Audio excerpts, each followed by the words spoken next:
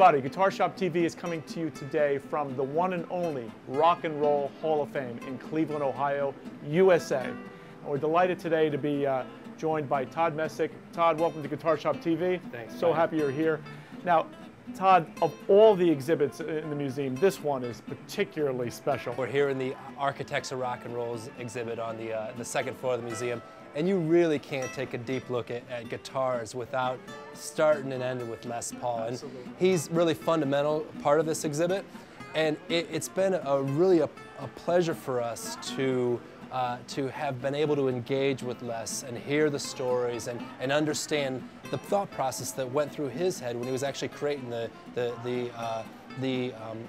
solid body electric guitar. So you wouldn't get that power, electricity, raw energy that you get out of an electric guitar if it wasn't for Les Paul. And he took a railroad tie, broke out the microphone element from his mother's telephone, put it together just to test the concept. And once he could get this railroad to string a guitar string, to put the element in there, and to get a sound to come out of some speakers, once he was able to prove that concept, Les then thought, I've got it. I've solved the problem. I've got it. So when Les comes to us and he talks about this concept, he tells us there's this 4x4 block of wood that he kind of uses to prove the next concept. But another interesting thing happens to him. He said he got on stage and he plays this 4x4 block of wood with a neck attached to it. And to hear Les tell it, he didn't quite get booed off the stage, but people were clearly puzzled.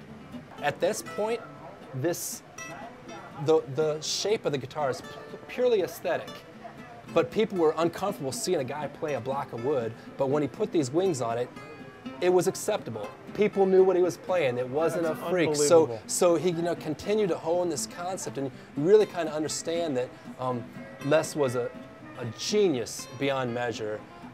Really had a passion for the music and really was thoughtful and methodical in his process of taking the guitar from an instrument that stood behind the rest of the band and in his words was timid, to becoming the bedrock of rock and roll music as it is today. Amazing.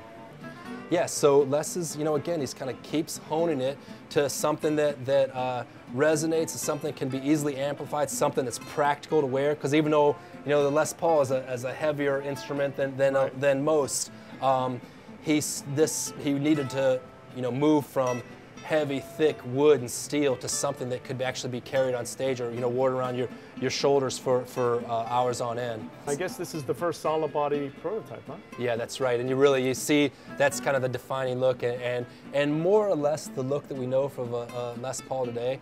But yeah, that's where it started. And Gibson, God bless them, understood the power of the electric guitar. I think they were very thoughtful who knows what was going through their heads, but I think it's safe to say that people understood that this was an important development and were looking to create that, as you say, signature, that iconic image. Because really, I mean, there's two guitar images and one of them's a Les Paul. Right, sure.